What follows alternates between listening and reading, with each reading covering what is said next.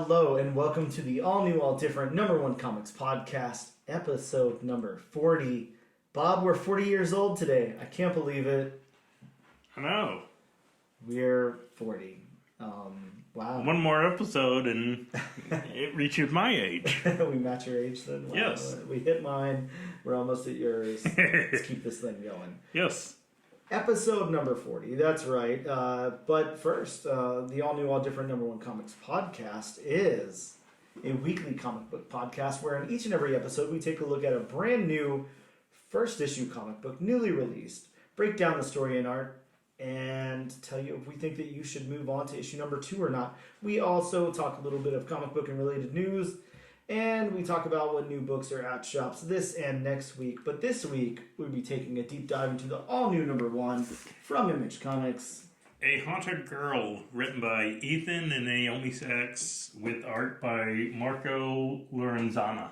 Oh, Lorenzana. Okay, good. I was going to ask, but I was going to ask off air. So there you go. Good thing you got that out of the way. That's right. A Haunted Girl #1. We're going to take a quick break, but we'll be right back.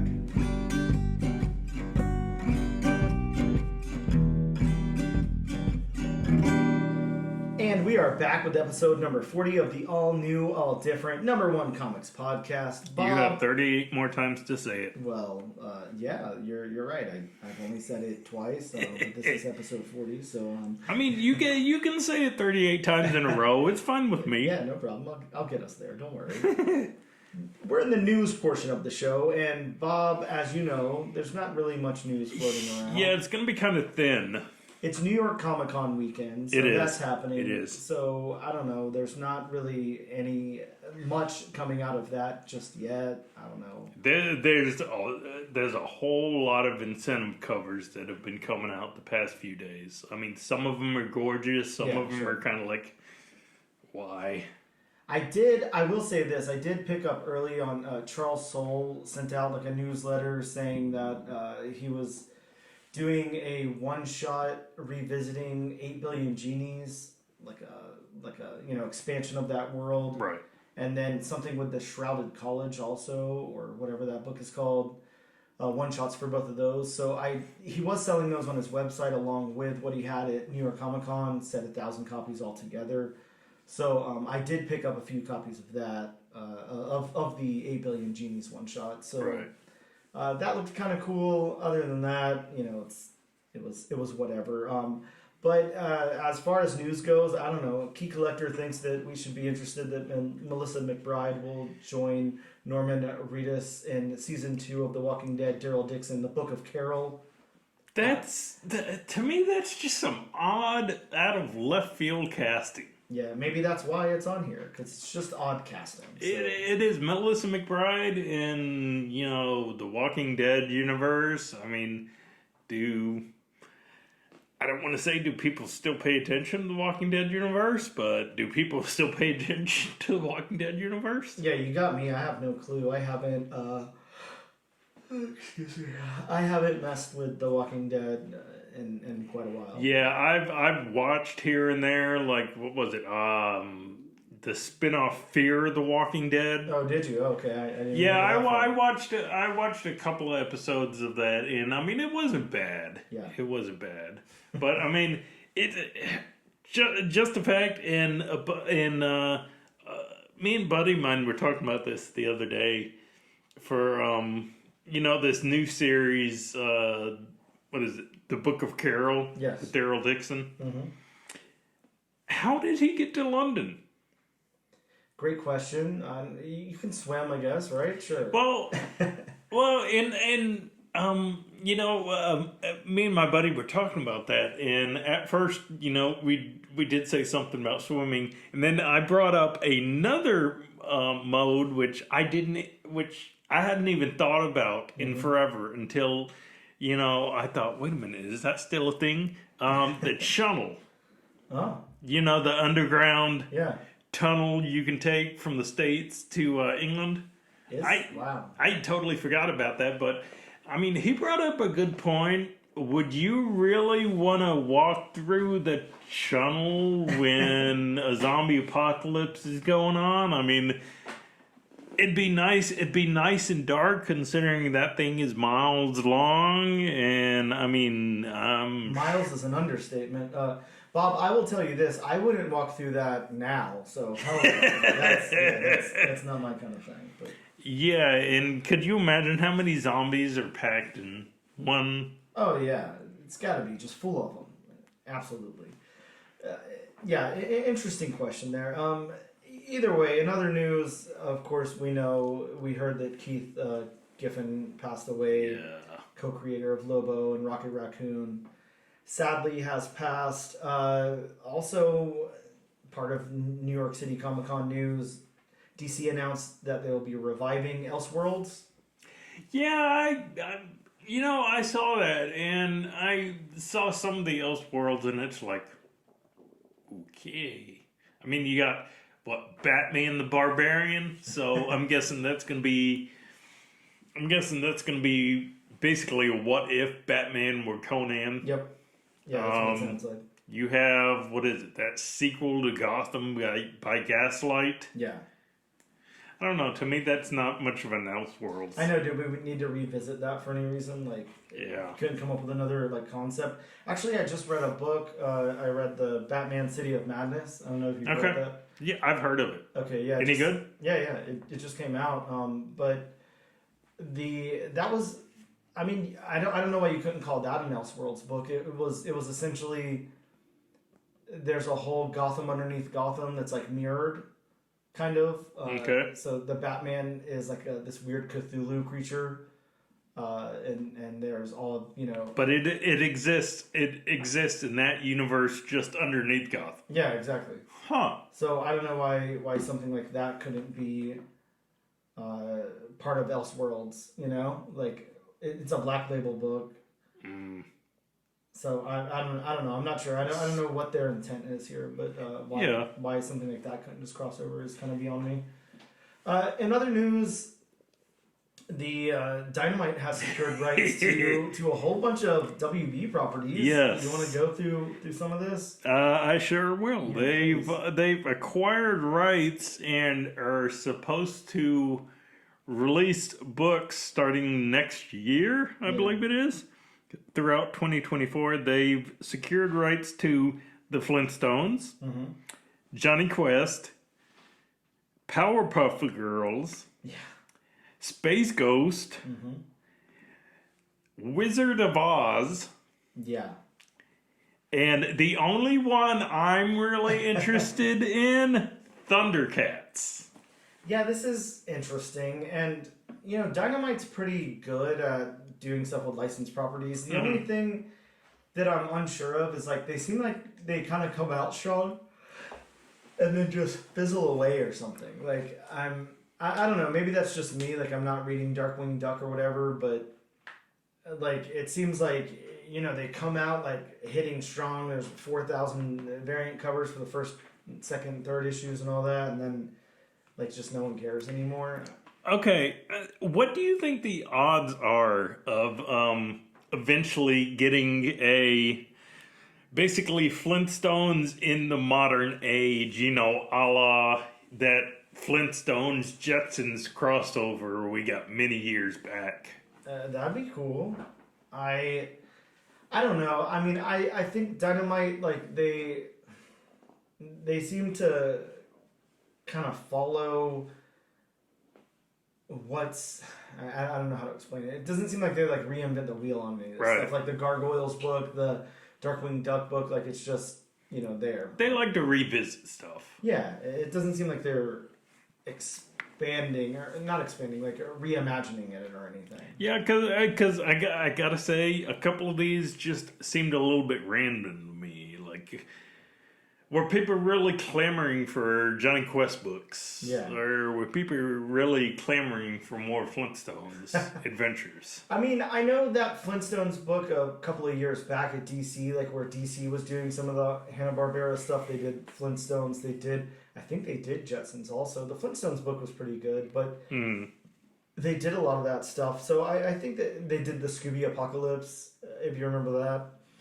I think some of that stuff was pretty well received, but I don't know. It'd be interesting to see how this goes. Thundercats over at Dynamite, Wizard of Oz. I don't know. It could be interesting. Yeah, Wizard of Oz. I thought the rights to that was. Did MGM own the movie? Did they release the movie? Great question. I have no clue whatsoever. So yeah, I figured the rights issues to that, because not only was it a movie, it was a book. Yeah. I mean, so I would have figured the rights to that would have just been all over the place. Yeah, exactly. I don't know how they obtained the rights for this. I think they must be shelling out some money for these things. Is all exactly. And hoping. But, I mean, it makes sense because I guess if you think about Dynamite and what they're publishing, what's like their really big cash cow, Vampirella or something like that? Like, that doesn't seem like it's on a lot of people's pools, to tell you the truth. I mean, we go to the local comic book shop every week. Like, are you seeing that really, like, ordered heavy or selling down? Like, not really. It's just kind of there. Yeah. Yeah, that's true. So, it's like they don't have anything, that really sticks for them unless it's like that licensed stuff. So you think it's just one of those, buy what you can, throw this at the wall, see what sticks? Yeah, I think so. I mean, I have to imagine probably the Gargoyles series is doing pretty well for them. They're doing a Darkwing spinoff, so it's got to be doing okay enough. Yeah. I don't know. Last up, and we don't have to, elaborate on all these, but I did kind of want to, just in the spirit of, we did it whenever there was no news last time, just kind of go over the Key Collector's Top 20 and talk about what's in there. So Spidey #1 from 2016, the first issue in a 12-issue miniseries. And the reason that this one's in there is because Disney Plus announced that,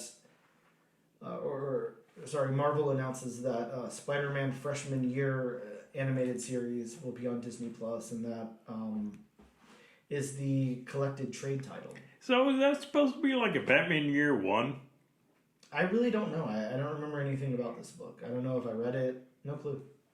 Great question, but no information for me. We got Batman 609 from 2003, first appearance of Thomas Elliott, later revealed to be Hush. And the reason for this one, the Batman movie tie-in website, something has posted an image of a riddle that rewards puzzle solvers with a video of Thomas Wayne's mayoral campaign ad, which briefly splashes the word Hush across the screen.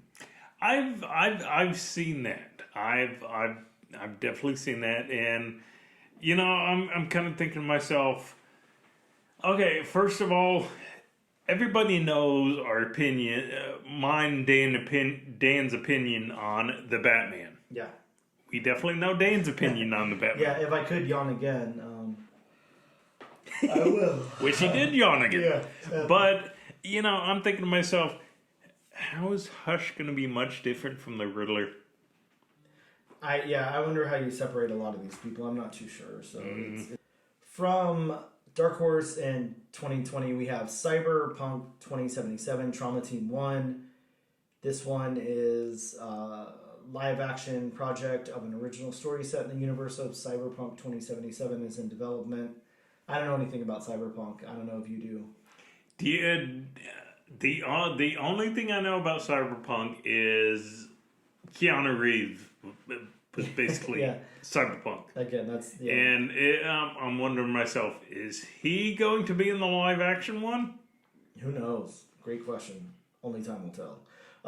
From Marvel 1974, Marvel Premiere, issue 15, first appearance in Origin of Iron Fist, Daniel Rand. First, a whole lot of first appearances in there. Not sure why, just on people's radar right now for some reason. That book always seems to go hot, cold. Yeah, exactly. I wish I never sold my copy, but I don't have it anymore. From Bongo Comics 1995, Treehouse of Horror #1, a Simpsons book. This is the premiere issue of the annual Simpsons Halloween event. Again, probably just coming up because it's Halloween time, so... Right. Great time to pick up a holiday-themed book near that holiday. We've got Nova #1 from Marvel Comics 1976. First appearance of Richard Rider, Nova, and this one is because the MCU maintains their intentions to use Nova in a film, and Deadline reports... A source confirms that Nova project is in development. This is another book that goes hot, cold. Yeah, I mean, I think everybody's had multiple copies at this point. I've had multiple copies at this point. Yeah, sure. I mean, that's one of those ones you kind of pick up every time you see it. If it's under $10 or something, why the hell not? Or Exactly. if you got a nice high grade copy or something for Exactly. a little more. From Marvel 1977, we have Godzilla #1, the first ongoing Godzilla series published for the U.S. market, and it's saying that an anime Godzilla series is in development for Netflix. A live-action Godzilla MonsterVerse series is in development for Apple TV. So, yeah, and there's that.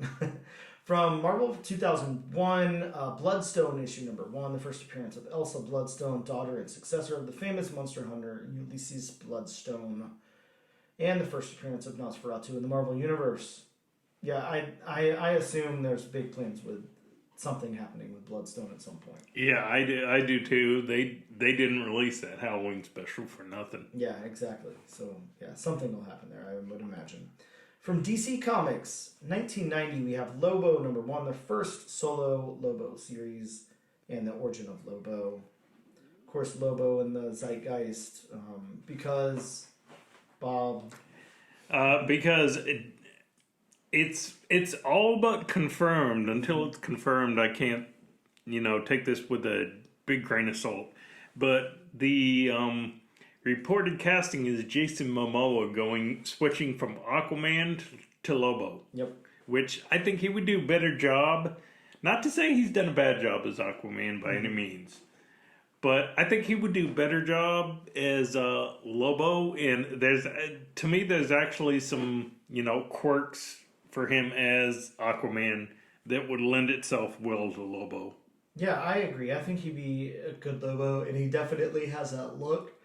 I heard, and I don't see like any official sources right now. I don't remember when I read it, but I feel like it was a couple of days ago or something. But that it was finally like confirmed that there would be no more Jason Momoa Aquaman, no Gal Gadot Wonder Woman, and no Ezra Miller Flash. I mean, I feel like we already knew all of that. The only one that I'm disappointed in is Gal Gadot. Yeah. Makes sense though. I mean, I feel like we had heard that before that wasn't happening. I don't know. But I can see, James Gunn wants to start off with a clean slate. Oh yes, and that reminds me. The other one was whomever played Blue Beetle. That also is off the table. Really? Yeah. That's kind of surprising. Yeah, it was like 4. Yeah, I agree. Just didn't cut it, I guess, or whatever. But. Wow. Next up on the list is Marvel 1975. Marvel Presents issue #1, the first appearance and origin of Ulysses Bloodstone, who gained immortality after absorbing an alien object into his chest to save his people. Smart thing to do. Yeah, great thing to do. I've got a few copies of that, Bob. Next up, Marvel 1965, Amazing Spider-Man issue #20, the first appearance and origin of Scorpion McGargan. And there is talks of Scorpion appearing as a big bad, if not the big bad, in the next Spider-Man movie. Mm-hmm. So that makes sense why this issue is gaining steam. Yeah, and that would be cool. Pretty underused character there. Exactly. Yeah, that'd be awesome. Next up, from Marvel 1982, Daredevil issue #183, the first battle of Daredevil versus the Punisher. Such a great cover. Yeah, of course, that iconic cover of Punisher just shooting through Daredevil's, lower chest or upper stomach or whatever. Crazy. I mean, I'm sure I've read the issue, but God, I mean, if that happens in the issue, I don't know how Matt Murdock recovers from that. So.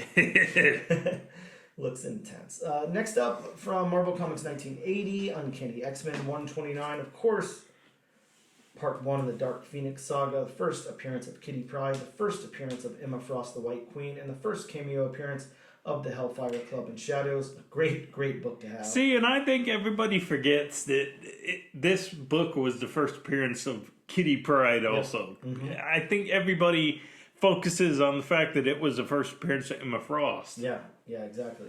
Yeah, this is a great book to have, and this, I mean, I won't lie to you, for way, way, way too long, this book has been undervalued, and it's great that people are starting to value it. I mean, I know it's a 1980s Marvel book, so there's plenty of copies, but I mean, look at all those first appearances. Well, and with the fact that Kitty Pryde has been used more in the comics the past few years. Yes. Name change aside.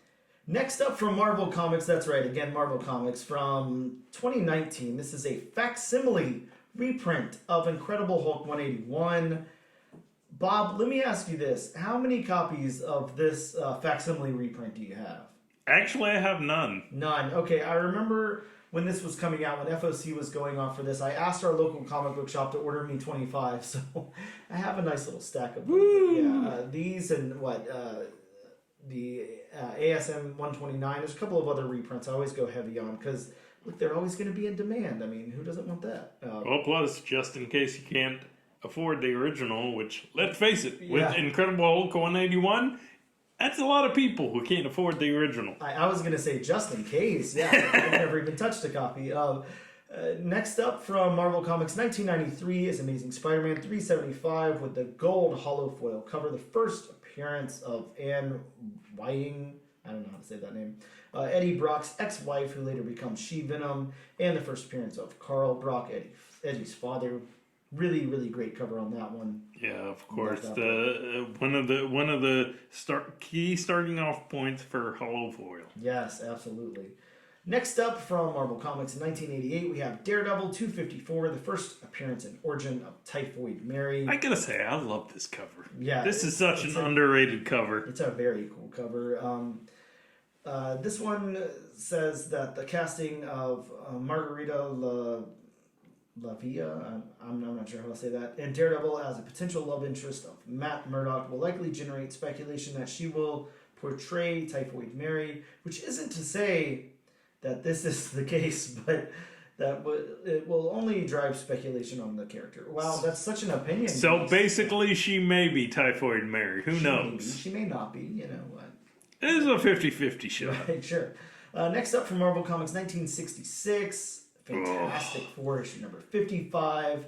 The iconic cover featuring the Thing and the Silver Surfer. The first issue where Silver Surfer is illustrated with boxer briefs. A continued practice until the 1987 Silver Surfer series relaunched. I don't know your opinion. I kind of like that design. Yeah, that's what an interesting factoid to put on there as well. Yeah, exactly. Thank God.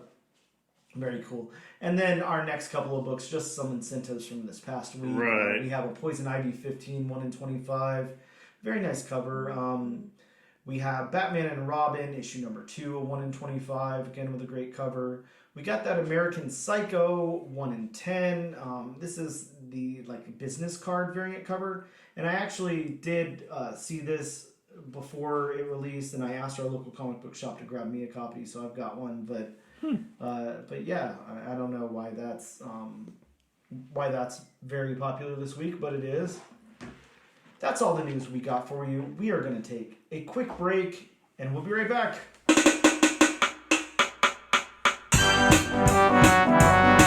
it up.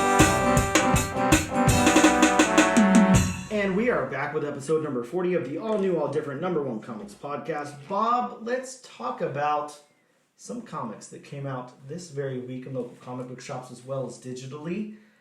First up from IDW, we have Teenage Mutant Ninja Turtles Saturday Morning Adventures, the Halloween special #1. Wow, deep breath. And that's a title. Yeah, a really cool variant on this as well. Kind of like Day of the Dead looking or whatever. Oh, wow. Yeah, that's the cover I picked up. Really cool cover there, though, so really awesome.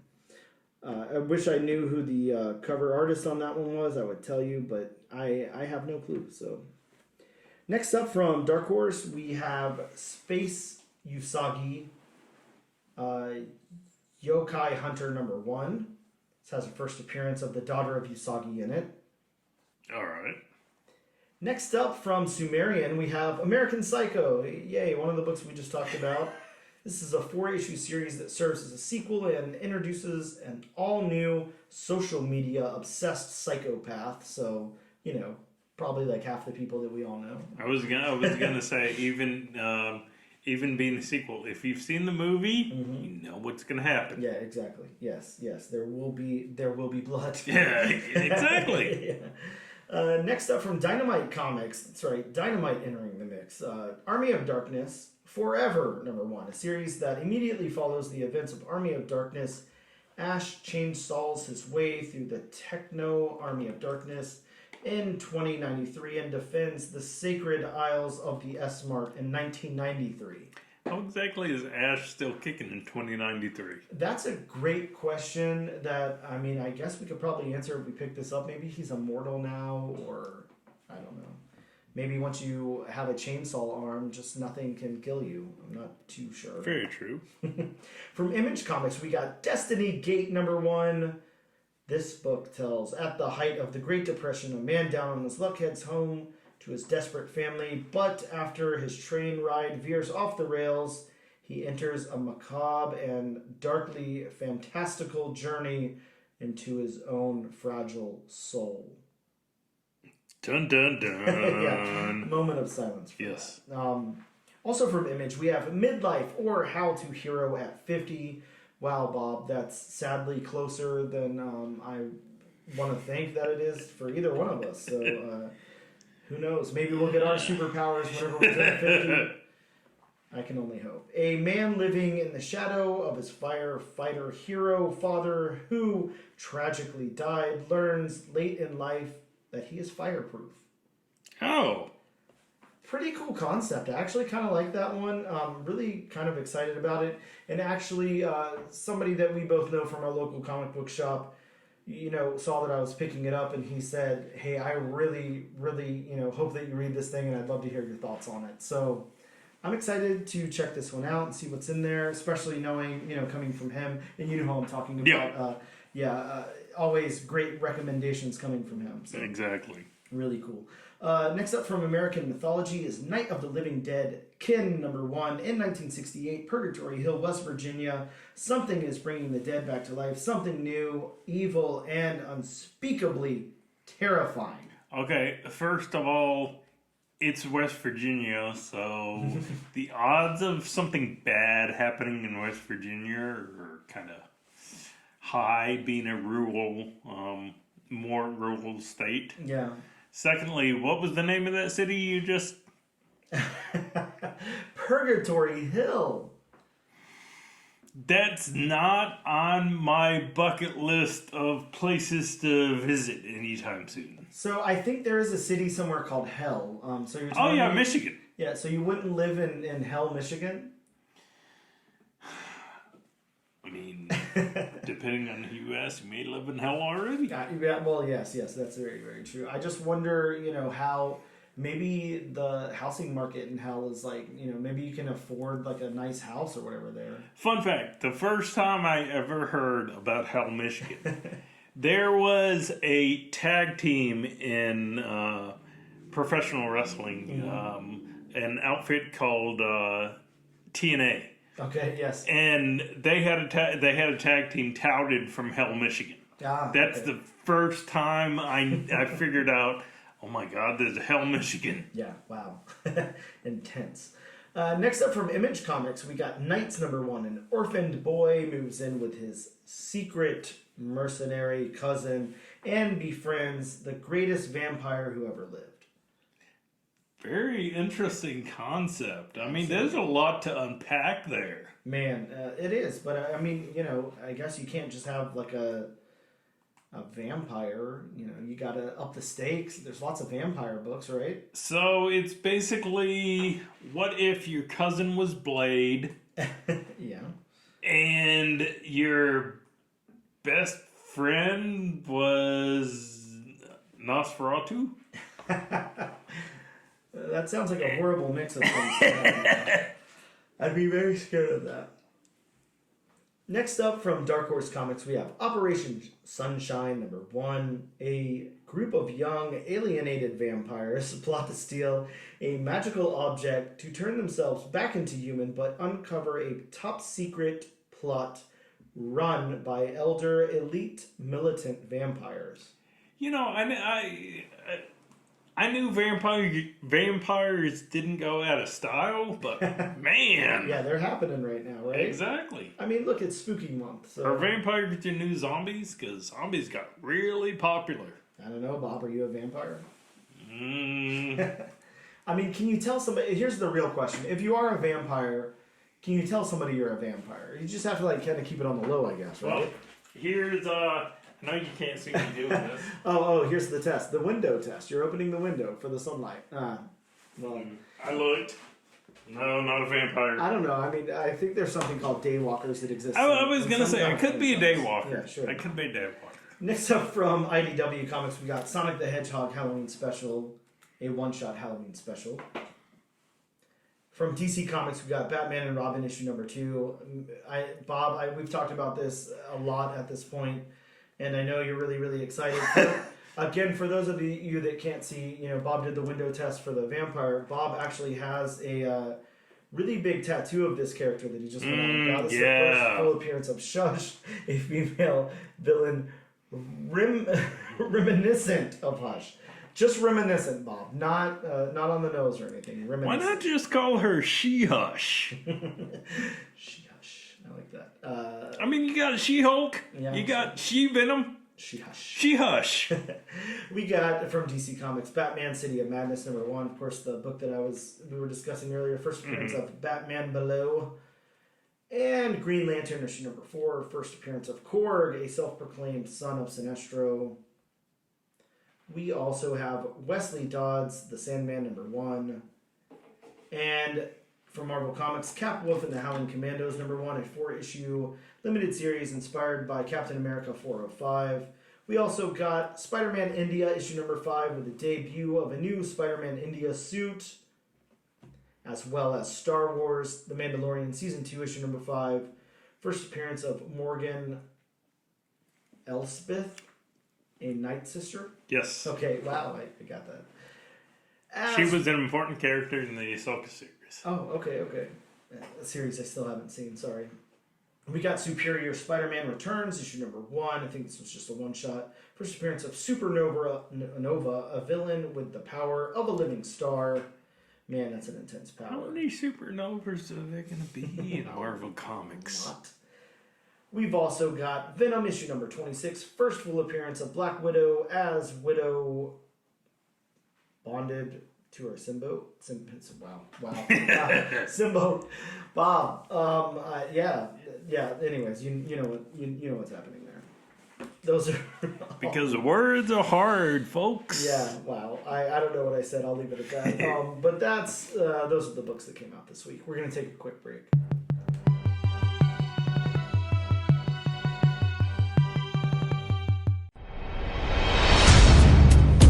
A battle for humanity's future is being waged on American soil right now.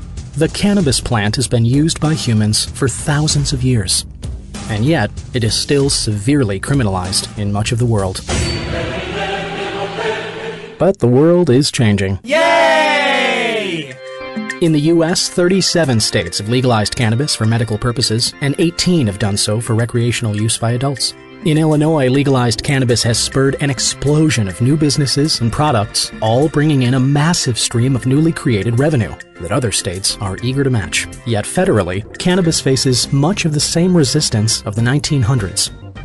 How did marijuana get such a bad reputation? Why is it still so federally restricted? How are smoking and vaping different?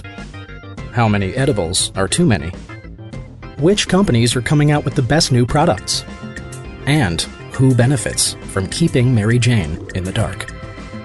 These are the types of questions we'll attempt to answer on the Cannabis Man podcast.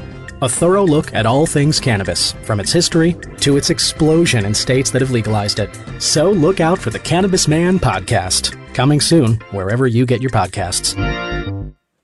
And we are back with episode number 40 of the all-new, all-different #1 Comics podcast to talk about the main attraction. That's right, it's time to talk about Image Comics, A Haunted Girl, issue number 1.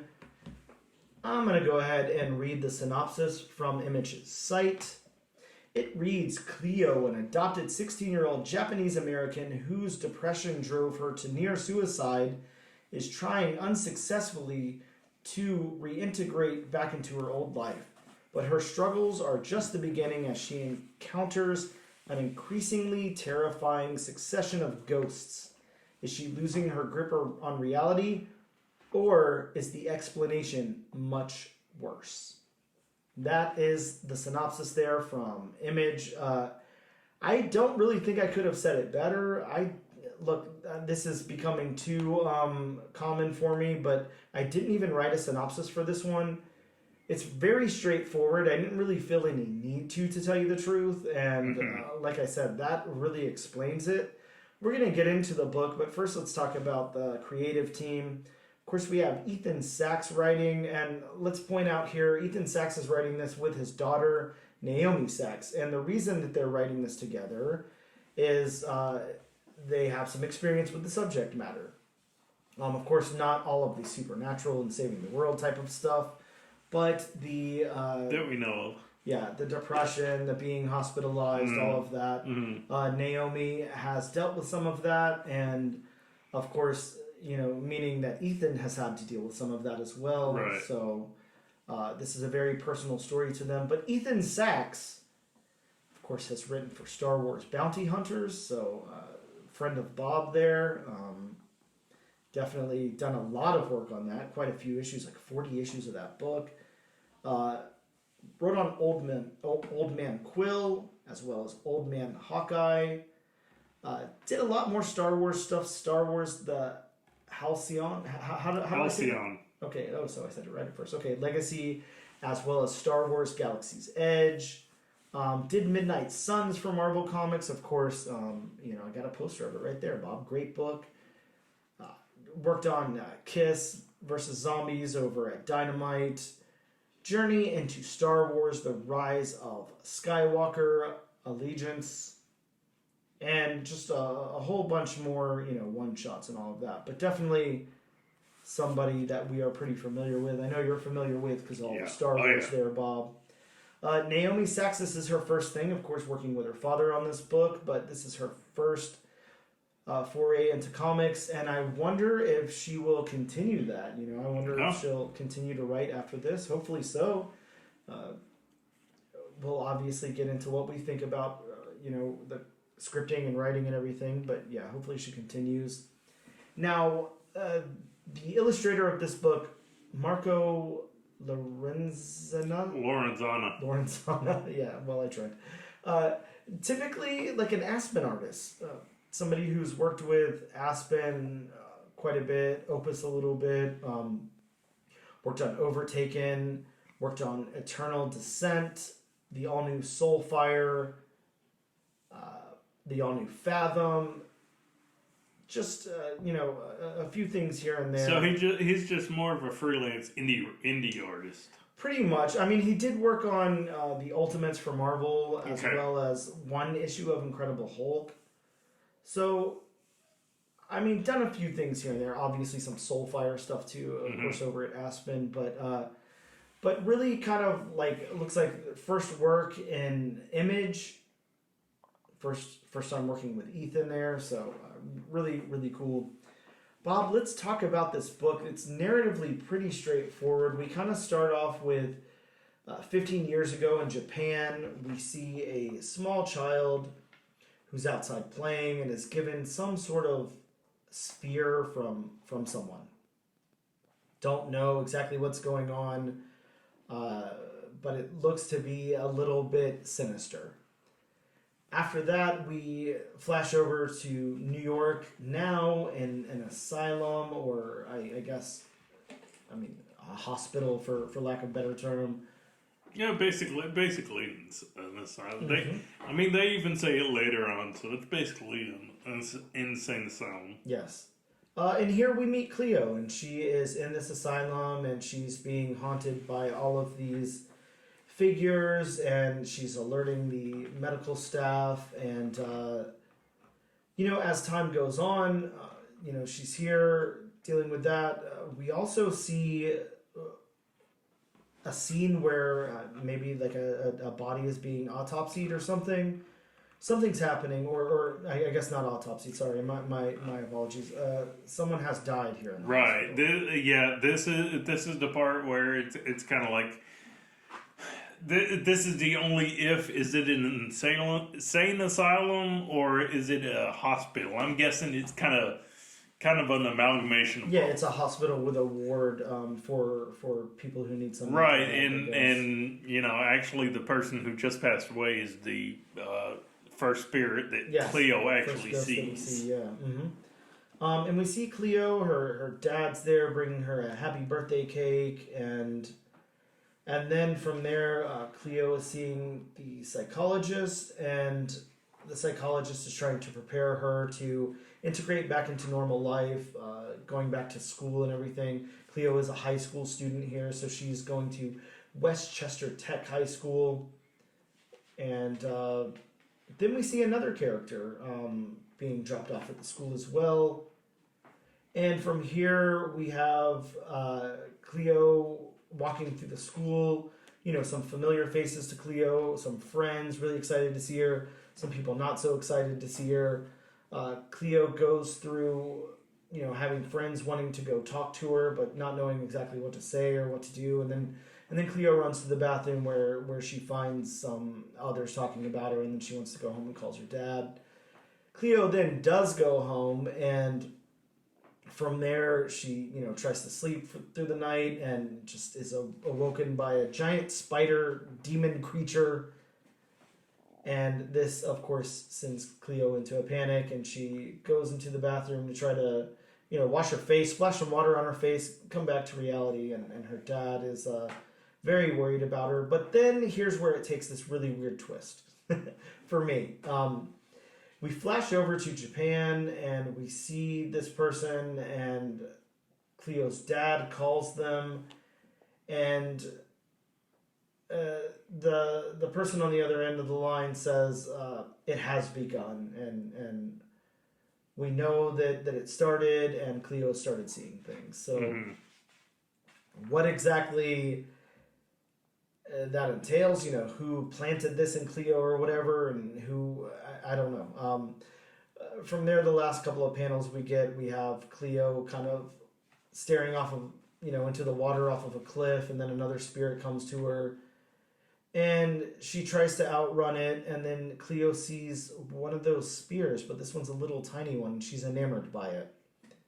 And then there on the last page, Bob, we get the letter that Ethan puts into the book, which, I hate to sit here and just read something, but I think I will. I'll try to go through it really quickly, but, just for the sake of the audience out there who hasn't read it yet, it reads, "This comic book you're holding in your hand started off as a line I wrote on a reporter's notepad 4 years ago as I waited in the hospital cafeteria for the next visiting hours to the pediatric psychological ward inside. My daughter was hospitalized with severe depression, anxiety, and suicidal ideation.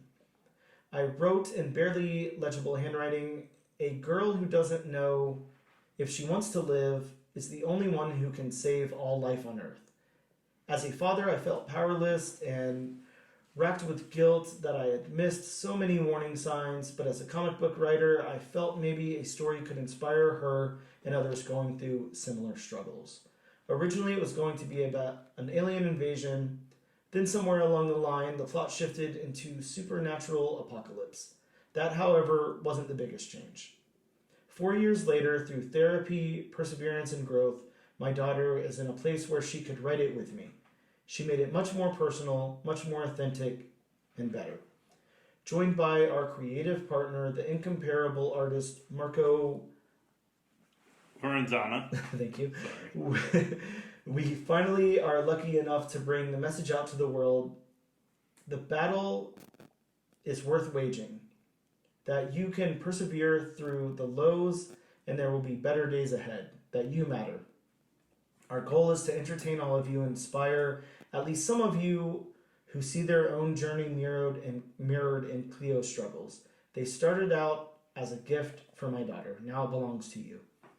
So See, and I mean, if that just doesn't hit at your heartstrings, Yeah, I mean, exactly. you're not human. And that's what I'm saying. You know, it's almost like, I'm not going to lie to you. It's almost hard to read that and not like tear up like a little bit. Exactly. You know? It is. And just have a somber moment. Yeah, exactly. Yeah, it makes you want to. And yeah.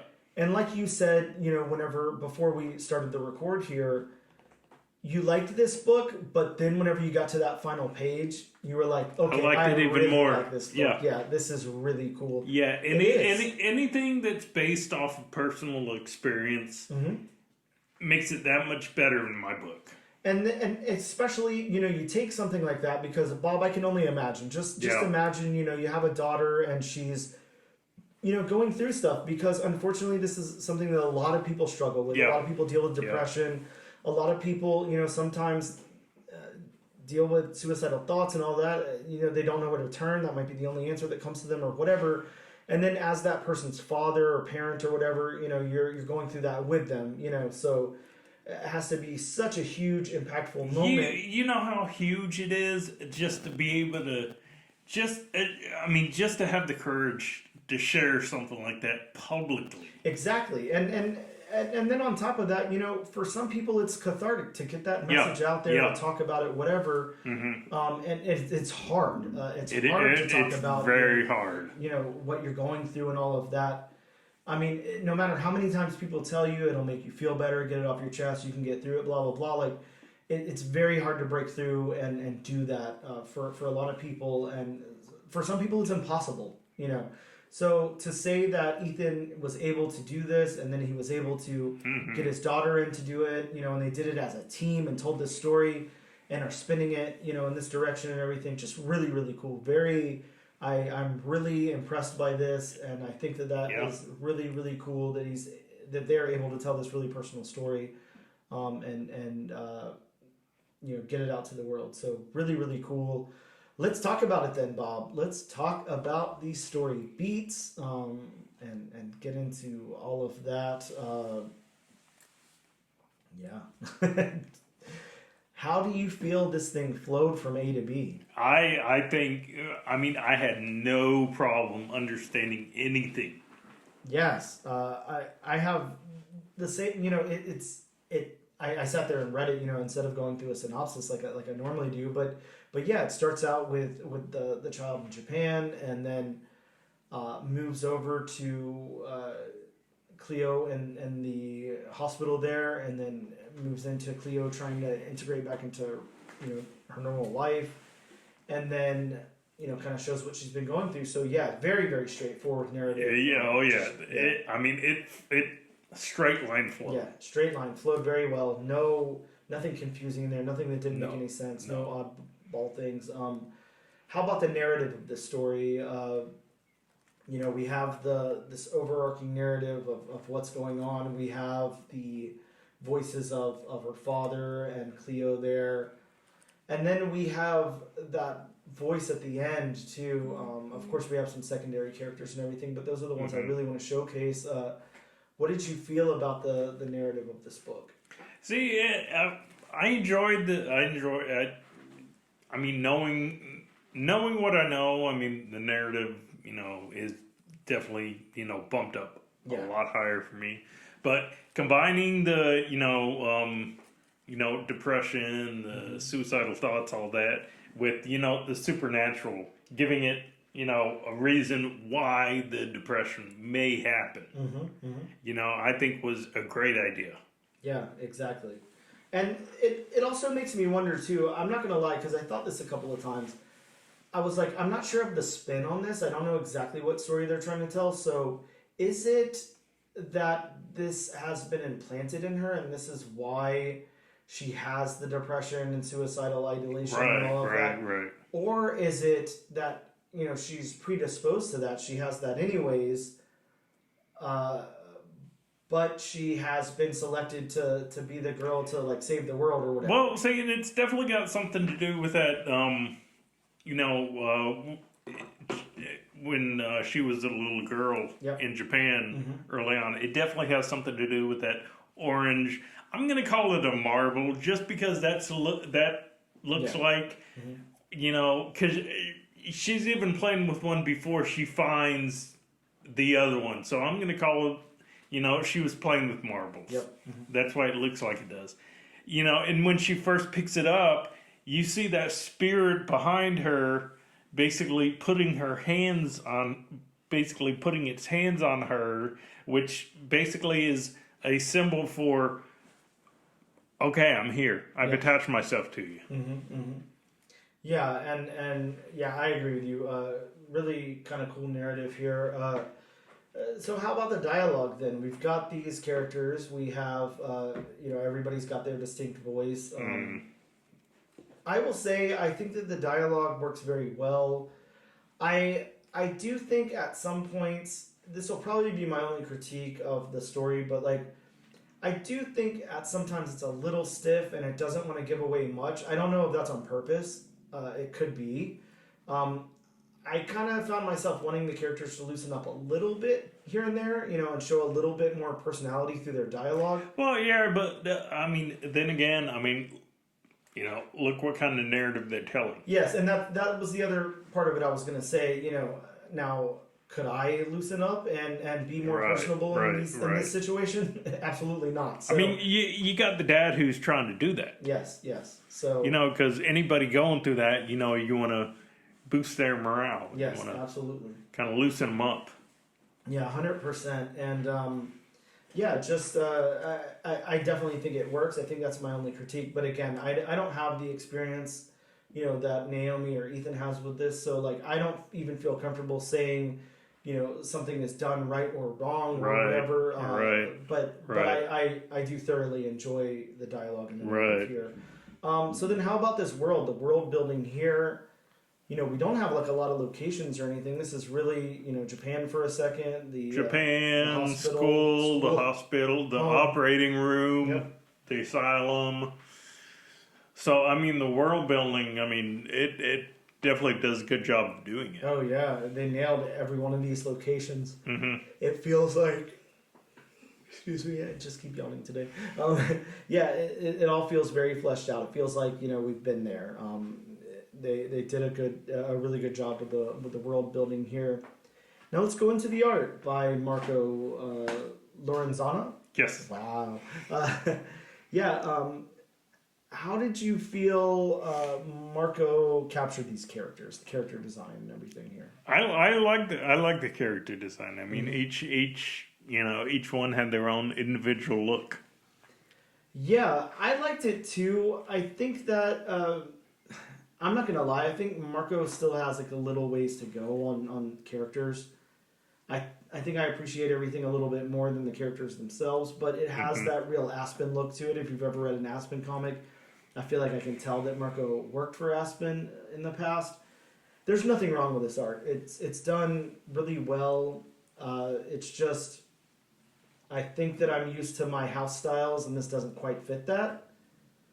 It's not a critique on the art. It's just a little different, and it's not stylized as pleasing to me, but I did like the characters. I definitely wouldn't consider that a fail by any means. See, to me, it's one of those where, I said before, the art has to match the story. Yes. And to me, the art matches the story. Yeah, it definitely does. Yeah, it doesn't take away. It's not like other books we read where they just didn't match up very well or anything. Definitely fits together here. And to me, going what this book is going for kind of that overarching supernatural / horror / thriller. Yep. You definitely don't have to have grandiose, everything has to be perfect, watercolored, everything like that. You want a little bit of, I guess you could kind of say a little bit of roughness, a little bit of, grit. Mm-hmm. Not to say this art is by any means those. Yeah, it just, I will say this, and, I feel more comfortable critiquing the art than the story, but I don't know. Again, this might have a special place in Marco's heart too, so I don't want to take away from anything. I agree with you where I could see a little bit more grit or whatever. It seems a tiny bit unfinished. I'll say that. And it's not bad. It's not a fail by any means. It just seems a tiny bit unfinished. Okay. Seems, maybe they're a little bit left to desire. How about the backgrounds then? How did you feel the backgrounds worked in this book? I'm going to say this, and I'll start first. Everything feels very sterile, feels very kind of desolate, empty, whatever, darkened. And I think that really works with the tone of the book. Yes. Of course, we're in a hospital. We want to see sterile. We don't want to see, I don't know, dust laying around, dirt on the floor, scratches. Yeah, we don't need to see every individual speck of dirt. Yeah, it needs to be sterile there in that hospital. Right. Kind of same thing with the school. The school is pretty sanitized as well, but I'm fine with that. I would think that I don't know what neighborhood this is in or whatever, but I would hope the school would be nice. The house looks nice and clean. It looks lived in. There's scratches on the walls a little bit here and there, but it doesn't look insane. I like what's going on here. I think that it really works in the backgrounds.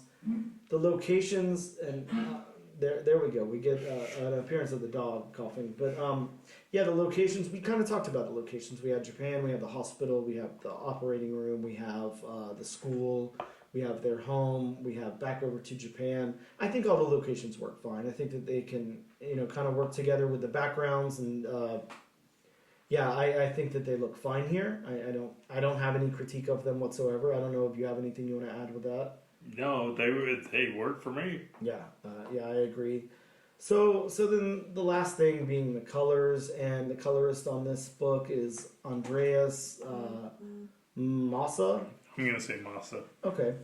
The palette is very kind of.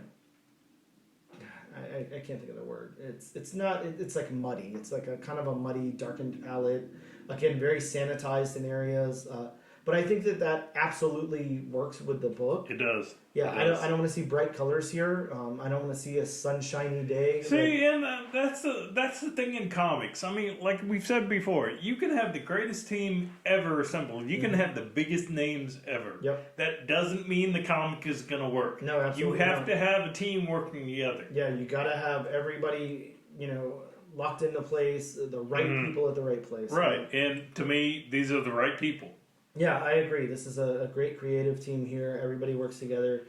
Even the letters and everything, the editing, all of it works very well.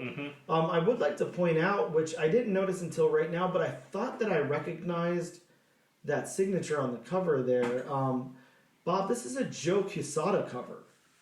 Oh, yeah, that's right. Yeah, that's right. I do remember, because I don't know if you obviously didn't look at the covers in the back. I mean, some of the covers are beautifully done. Yeah. But yeah, I noticed that there was a Joe Quesada, and I can't remember the other guy because it's actually Joe Quesada and. Let's see if we can find it. Yeah. Richard. I couldn't say their last name if my life depended on it. Richard Eisenov. Eisenov. Okay. Isaac Asimov.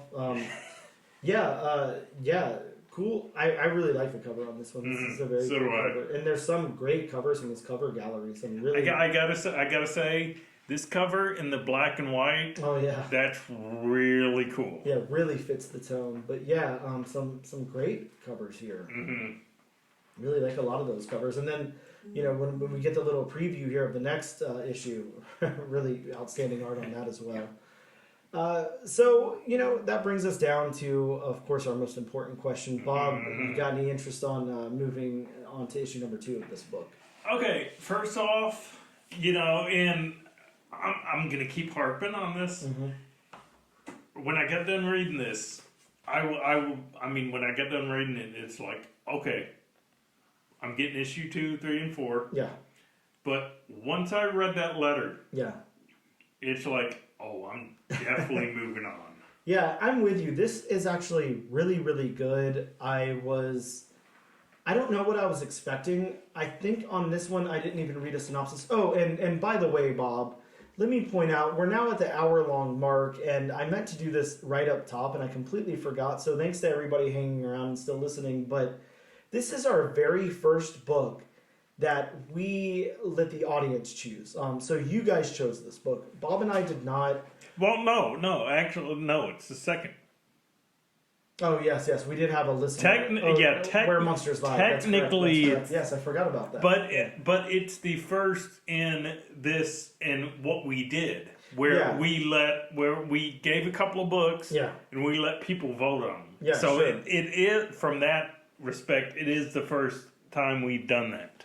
Yeah, and so what Bob's talking about, because I completely forgot about that. The first time there was like a poll on, and it was a Spotify exclusive poll. You could only choose on Spotify, but it was like, if you have a book to suggest, then suggest it. And a listener had suggested Where Monsters Lie. Thank God, because that was amazing.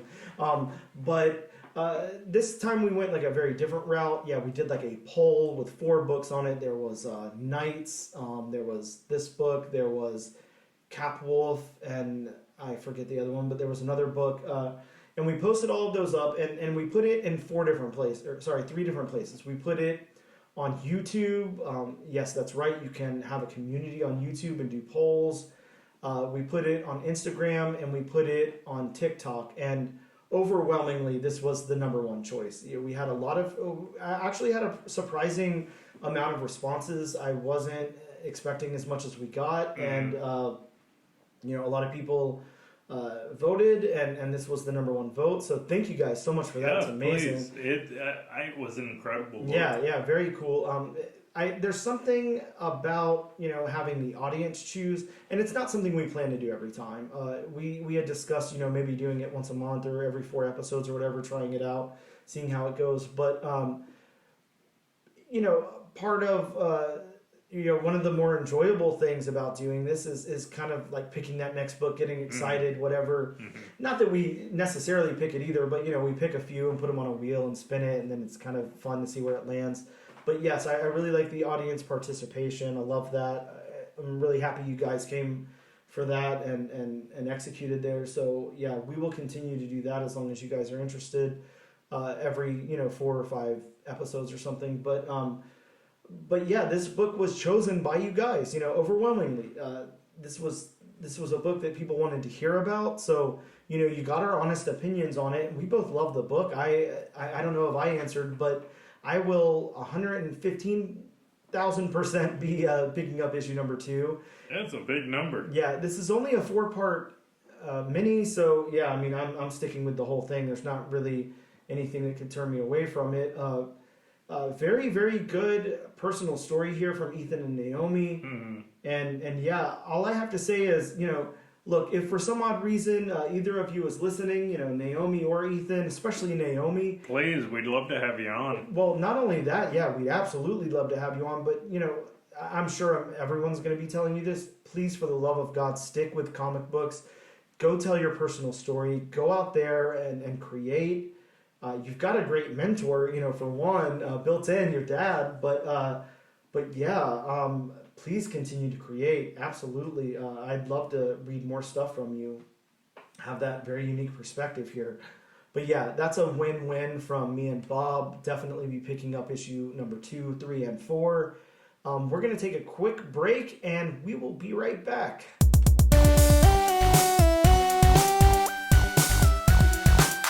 And we are back with episode number 40 of the all new, all different number 1 comics podcast. The best podcast in the world, right? Isn't that our tagline? Sure. Yeah, why not? I just, of course. Gotta have a tagline. Bob, let's hit them with some new comic books that are releasing next week. But first, it's disclaimer time with Bob. And again, as always, I'm going to have to stop saying this after a while. But these are just a few of the books that are coming out. And if you want a more extensive list, that was easy to say, please consult elsewhere. So, starting off the list from Boom Studios, we have Berserker, Pen and Ink number 1. Yeah, they've been doing these pen and inks for a little while now. There was Something is Killing the Children. There was Many Deaths of Layla Starr. And now there's a Berserker. This is a deluxe art-focused presentation of the book. So if you're really into Berserker or art, or you just want to spend $7, then here you go. From Marvel, I'll mention this one. We have a second printing of Silver Surfer Rebirth Legacy #1. This one does have a really, really great cover here. It's like, I don't know if you remember the regular cover was like a negative space purple cover with Thanos. Now this is, instead of that purple, it's all been replaced with like the outer space, the galaxy. Yeah. Looks really cool, actually. Yeah. Sticking with Marvel, we have Moon Knight #28. Well, this is the beginning of the Death of Moon Knight story arc, which concludes in issue number 30, which will lead into Vengeance of Moon Knight #1. Staying with Marvel, we have Miles Morales Spider-Man #11. Yeah, this has the possible first appearance of what is solicited in issue number 12 as a terrifying new foe. That is the vaguest description of a book I've heard of. Well, it's terrifying, Bob. I mean, what do you expect? It's possibly the first appearance of that. Possibly. Going to DC for a minute, we have Harley Quinn Black, White, Redder #4. Doesn't get any redder than this. Harley recruits 7 girls who compete to be her sidekick. Very interesting. A sidekick of a character that started as a sidekick. Yeah, a sidekick. Staying with DC, we have Jay Garrick, The Flash #1.